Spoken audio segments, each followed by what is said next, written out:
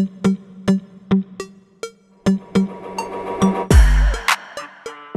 femininity you were talking about, getting back into your body. Yeah, getting back into your body. And it's like, I was going to go into a little bit about what you were saying before about like the ancestral work as well. Like, and it kind of plays into like getting into the femininity. I was responding in a very fight reaction as well when it came to think people like whenever I would share my ideas, and if anybody had any input or like they wanted to change my idea or like they had anything extra to add, like, why are you trying to change my shit? Like, is my idea not good enough on its own? And I started to feel really, really inadequate. And I had to figure out where that was coming from, because that in itself, like, I would be in my creative feminine energy and I would go to share my idea and immediately be left feeling inadequate, like my idea sucked, like I'm stupid, like my idea isn't good enough on its own without other people's input. And I was really trying to figure out where that was coming from, because I actually do have a lot of like trauma around these types of things from my childhood. Yeah. But then I realized it's deeper, because I was starting to heal this stuff from my childhood, but I was getting even more reactive to these things as I was healing the childhood wounds. And I was like, this has got to be deeper than It's way this. deeper, yeah. And Yeah. I started looking at ancestral wounding, and it really started making sense when I realized my grandfather fought in World War II on the German side, um, because in high school in Germany, like when you leave high school when the World War was happening, or right before the war happened actually, you either went into a trade or you entered the military. So my grandfather entered the military. Within 3 months, World War II started. So right out of high school, he was a soldier in World War II, fighting a cause and fighting and hurting people and ruining people's families and homes and lives on something he didn't believe in. And it didn't matter what he said. And it didn't matter what his ideas was or what his values were. Yeah. It was, this is what you have to do. And if you don't listen to us, we're going to kill you or we're going to hurt you. Jeez. And Yeah. you're just going to be another one of the people that we're putting in these camps. Like, don't disobey us. And your ideas mean nothing. You're doing it this way or no way at all. So I carried that trauma into my life. And it went even deeper than that with my grandfather too, because when the war was over, they were like, walk home. The war's done. Okay, walk home. And so he walked for 6 months to get back home, and then they wouldn't let him back in his country, back to his home, because it was now part of Russia. So he walked for 6 months being told the whole time he joined the military, everything's going to be great. We're going to give you a living wage. We're going to, you'll be a military man. You'll be respected in the community. All of the things that the military tells you that are going to happen for your life that don't end up being true, he got told and was basically like, well, now you're going to go kill and hurt a bunch of people that you don't believe in this cause, but you have to do it anyway. And then we're going to tell you that everything's going to be fine. We're going to win this war. They didn't win the war. And then they're like, we don't even have any money to get you home, so you have to walk. So everything that he put all of his time and effort into just abandoned him. And when he got home, it was like, you don't even have a home to come home to. So it was like everyone he had trusted and believed in from the time he left high school let him down. And everything he was told he would get from doing that experience was a lie. So his trust issues were just ridiculous. And now I know where I got that from and why I react so heavily to when people, don't want my input or like hear my idea and want to change it. It was like, for him, for my Opa, he never had the opportunity to express himself and his ideas and his values. He had to go with his platoon or die, basically. And I carried that trauma. And, that was reflecting in situations that were happening to me in elementary school. Like, I would want to put myself out there and be told, no, no, you can't do it that way. You've got to do it this way. And it was a recurring theme. And going into protective mode to try to create safety for myself was a very masculine experience. I was in fight. I wanted to be proved. I wanted to prove everybody wrong. I wanted to be the right one. I wanted to be the loudest in the room. And if I wasn't right, I just wanted to make sure that I was the one that came out on top. Either you're not talking anymore or I'm over here. And it was like, I couldn't figure out why I used to do that. I couldn't figure out why these two things triggered me so much. Do you And see? So can I ask you quickly on that one? yeah, First thing that comes to me, with that ancestral bond, that's where the Akashic records basically come in, I think, in some ways. But with that one, do you believe, like now that you've come to that conclusion, and do you think like your upbringing enhanced that a lot? Like, say, I'm not sure about your parents and stuff like that, but I just relate things to how I feel, and I think that bringing yourself into that, having that on you, having that burden on you, and then enhanced by the people who are supposed to protect you, or supposed to, break that. I guess break that cycle, help you break that cycle in some ways. You have to do it yourself. So, yeah. did that? Oh, yeah. Do you think that? Do you think that? Yeah. Do you think that it was enhanced by when you were young? Because I know if I put myself in that situation, absolutely. If I went back and saw something that, because I saw something that said to me, yeah, you're going to be a people pleaser, bloody butt licker, whatever you want to call it, and you're bloody going to be put down. You're going to be basically stripped of all your personal self confidence and self awareness and all that, and basically stripped of yourself and your purpose, and you've got to basically live this enslaved life where you trust someone and they screw you. Do you think that the the environment you were brought up in enhanced that in some ways, and now you're realizing it? Would that be? I If wouldn't I just say it say that? enhanced it. I would say that it mirrored it. 100% mirrored it. Oh, okay. Yeah. Because Cool. Yep. it wasn't, there was no enhancing going on. It was the way my opa had his power taken away, mine was taken away in the medical Yep. system instead. It was, you have to Okay. be on these drugs. This is what we're labeling you as now. You're sick for life. You have to be on these drugs. If you're not on these drugs, we're not even going to treat you if you don't even want to, if you don't want to look at taking these drugs.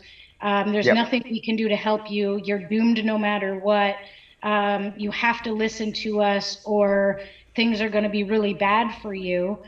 And that was my whole life growing up with arthritis in the hospital. And my mom didn't know what to do. So she just blindly listened to the doctors, not Mm. realizing that they were actually not realizing it, but totally hurting me. And they were just doing their jobs. They were doing what the book told them to do. They were being a doctor. They were treating the symptom, which is what their job is. That's the job qualification, to treat the symptom. But I, you know, was not taken in a part of the equation of that. So that, like me saying, this is how my body feels and I don't feel right, was never, my voice was taken away. Like what you were saying, it's like your personality, your purpose is taken away from me. It was my voice.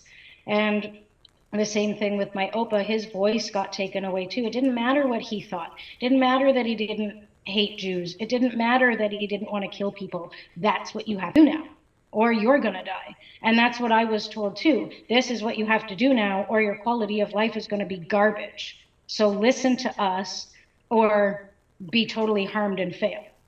And that was a recurring theme in my life until I started to do things to take my power back, started to take control back, and really start to look at these traumas and how they were reflecting in my own behavior and how I was treating other people and how I was moving within my environment based on these traumas. And when I started really digging deep into my childhood wounding and realizing there's more here, and this goes back even deeper than what I can access right now, that's when that's when I realized I got to do an ancestral wounding session. And I really got to dig at this from a deeper level, because this is basically my life is reflective of something else. I've carried something with me into this life to bring this into my field. And that's not the case with everybody. But if you're having a really, really deep trauma that you're working through and you're hitting a brick wall and you're not really sure, or all of a sudden it feels like this is like you thought you were at the cusp end of like, I'm just about to finish this and get to the bottom of this trauma, but suddenly it feels like it's getting much, much worse. You may have an ancestral wounding thing to go and explore. I know a lot of the times too with this stuff, shadow work comes up, and when you're getting to the bottom of it, the really heavy stuff kicks up. So that could be a case as well. But if you've worked through it, maybe even more than once, and you're still hitting a wall, check out the ancestral stuff and see if there's anything there, because it might be an energetic link holding you back. So we look at all this stuff, guys. So with people who are listening, we got you got ancestral stuff, shadow work, all these kind of things. What all I'll say to you is, I get questions all the time. How do I know what to go for? All I say to you is, you'll be guided into where you need to be. So, like, you have a pile of stuff that you come into. So if you go into the spirit and the universal sort of stuff that you get into, say astrology or whatever it may be, right? What you will find out where you connect. Like, you might take a little bit of stuff, but say for example, the American Indian spirit cards. That's where I connect. The American Indian culture and the way their spirituality. That's where I connect. That's where I will help myself. What else is? And you just sort of think, the shadow, and also the dark side of the shadow, the dark night of the soul. That's the stuff I connect with. So you'll feel, once you allow yourself to feel where you're at, you'll be able to heal yourself with the tools that they give you, and you'll connect to that tool. So that's what a lot of people have asked me, how did you connect to the shadow? I go, and the dark side, because that's where I connect to. I feel at ease, and I can help people with that. I can enhance it. I know what I'm doing.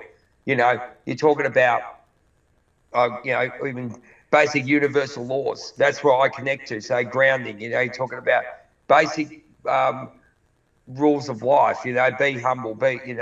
Control the ego. All those kind of things. So you got basic laws. I connect to that. Whereas some people connect to crystals. Some people connect to astrology fully. Yeah. They totally live their life through their astrological chart. No problem with that. And then you come into stuff like ancestral, or there's an ancestral, or however you want to put it, ancestral. I don't know how you put it, but whatever you want to put it, past life regression, all those kind of things. So just a little bit of a note, guys and girls out there, that you will, if you get into it, don't feel you're going to get it straight away. Just walk into it, and you will feel, and you'll be drawn that way, and accept where you're being drawn. That's how I wanted to express that today. And even affirmations, basic affirmations. Sorry to cut you off. Basic affirmations I've got up here. I write the affirmations out. That's what I've got up here. You will develop your own set of responses and back belt of gifts, as I call it. And you will be accessible to everything. So you might say, I might use a little bit of crystal stuff, but I'd rather write out my affirmations, and that's where I work at. So yeah, just needed to say that. Yeah, that makes a lot of sense. I will say though, for people who are exploring different modalities, different practitioners, when you are, and this is a little bit of a warning, and I'm speaking from experience here, a very, very good friend of mine ended up with a very severe identity attachment. And this came from basically she was using too many modalities at once. And what happens is, if you are putting your energy into too many modalities and too many trainings and too many sources all at once, you're splitting your own focus. And you are also, when you're working with these practitioners, every time you work with them, you're courting into them just a little bit more. So be very careful when you're starting out. Choose something that feels good, or that's been in your field for a while, that's like calling to you. Pick that and run with it. If you want to add your affirmations to it, cool. But if you're working with practitioners and you're learning a new practice, stick with it until you really, really understand the practice and then step out and add to it with something else. Yeah, that Don't makes try to sense. do everything at once because you Yeah. can literally experience spiritual psychosis I and felt too that. much Yeah, of your yeah. energy gets spread out. And when that happens, you are more open for dark energies to come in, and you have way more open cords, open attachments out to different places that are basically creating little mini superhighways for these energies to come and attach to you. And if you are working with a bunch of practitioners, say, that are just starting out or just training, that don't fully have their grounding or their lower three energy centers like in balance, that can leave the door open for negative entities to come in that much more. So just be really, really careful, guys, when you're exploring this. I'm not trying to discourage anybody. I really want you guys to explore what the techniques and practices and practitioners that feel good for you, but try to keep it simple. If you're working with a practitioner, do one at a time, maybe two if they feel like they align really well together. And then, do your meditations or your affirmations by yourself if that feels right. But don't try to do like tantra work, with somatic work, with breath work, with Reiki, with quantum healing, quantum jumping, all of these different things all at once, because that's where you get into trouble. You know, that's So just funny you Two kind said. things. of Oh, go ahead. try to reel it in a little bit. If you're just learning out, I know it gets really exciting if you want to learn it all right now, but go at a slow pace and just take in what you can, one or two things at a time, and try to make sure if you are taking on two things that they really are aligned together and they work together. So yeah, that's my best Yeah, advice.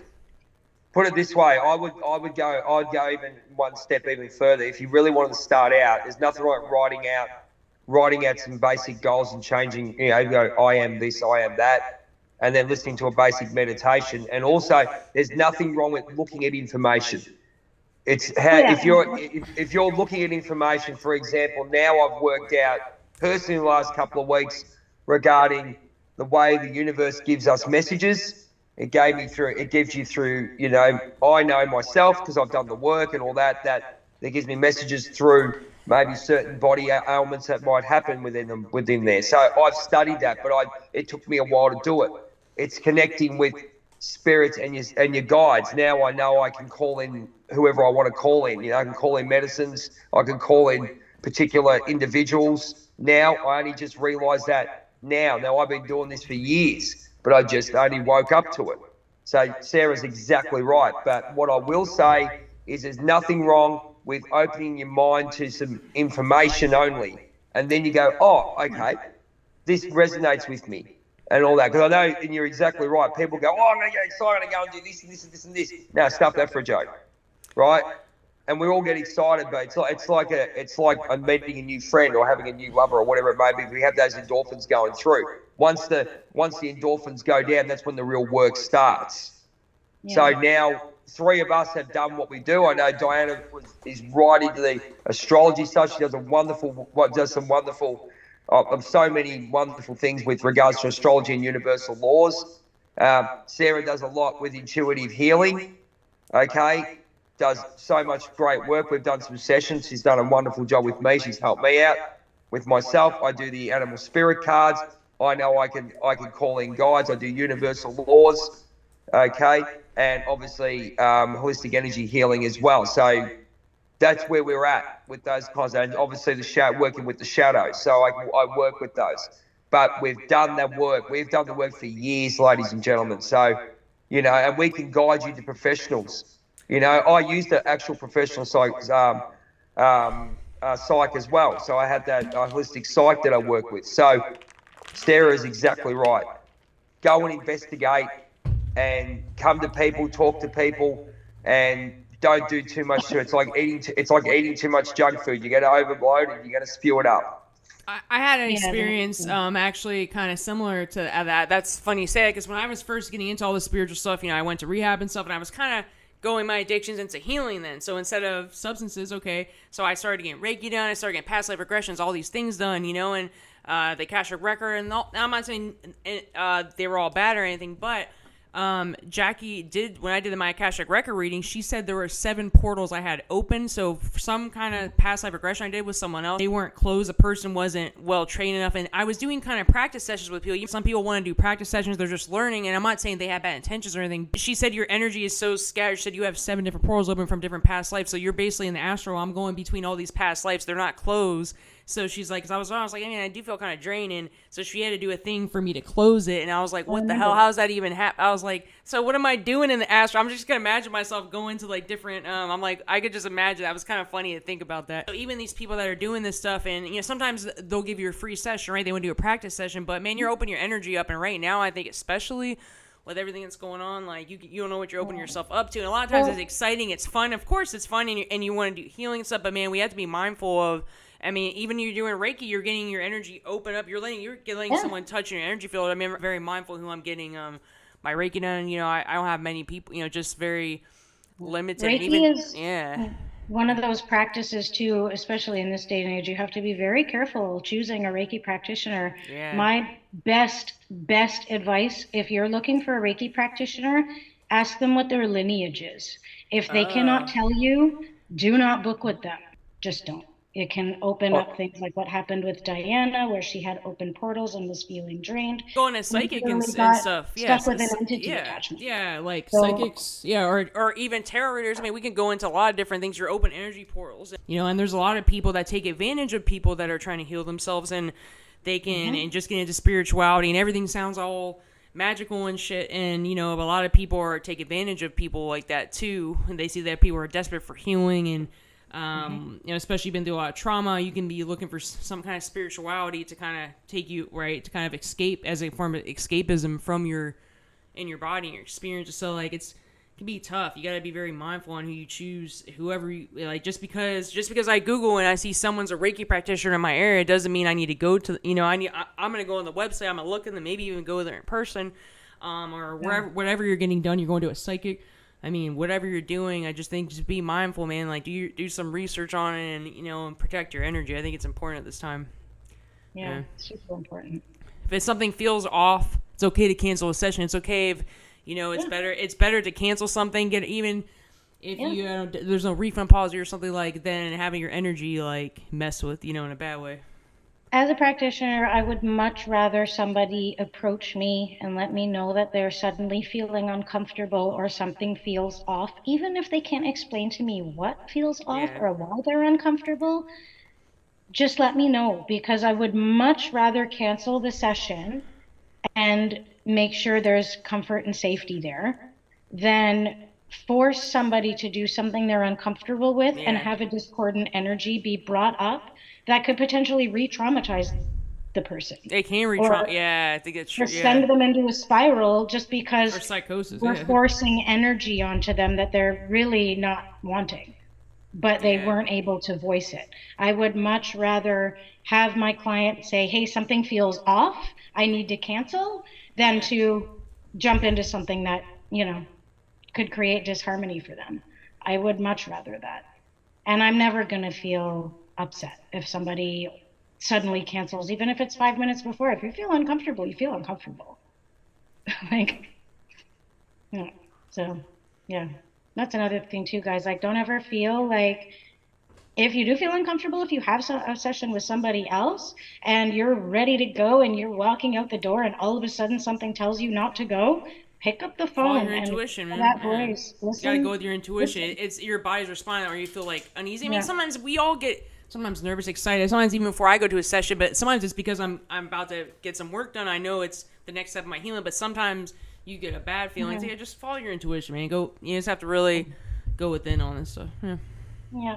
But for most practitioners, if you let them know, hey, I'm feeling uncomfortable, usually they will be patient with you. They should, and they're a healer. They'll discuss it with you, like to either create safety with you or for you, or they'll just allow you to go off and do your thing. Yeah, if you get pushback from that type of thing, if you do mention, hey, I feel unsafe, and you get pushback, then you know that's definitely not the practitioner for you, because the only practitioner who will give you pushback Oh, yeah.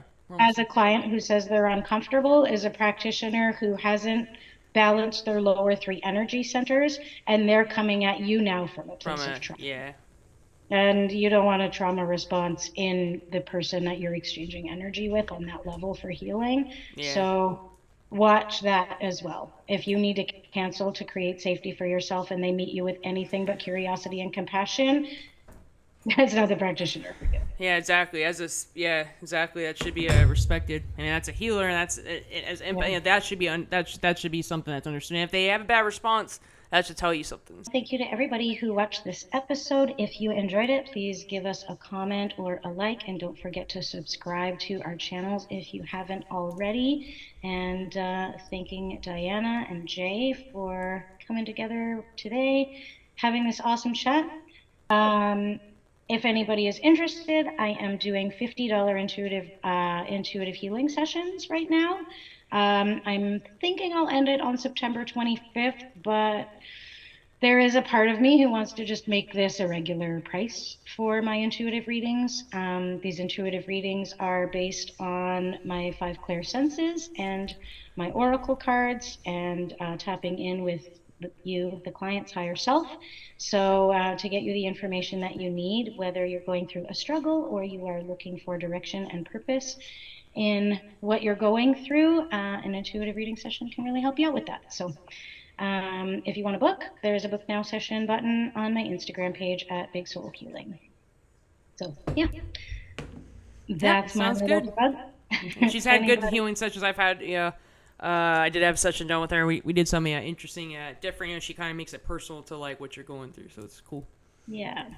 With the intuitive reads, it's very much like you guys ask a question, and between my intuition, my clairsenses, and the oracle cards, we help you find an answer. So hopefully those answers will help you get what you need, get you back on track. So kind of like what we do in a big soul session, but a little bit more, a little simpler. There's big soul sessions too that like go deep dive, and those are like up to 2 hours long, and those are $150. But the little book now button will just take you straight to the $50 intuitive reading special. But anyway, that's my little plug, and this is our show. Don't forget to subscribe, like, comment, share. I usually leave a question in the comment section for discussion.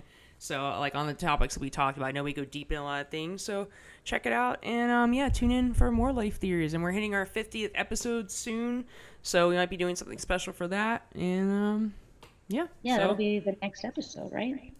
Yeah, it will be. Yeah. Sweet. So guys, protect your energy, follow your intuition, stay in your heart space, and just keep healing and improving yourself. And that's it. I guess we're signing off. Life theories. Bye guys. Have a good one. Much love, guys.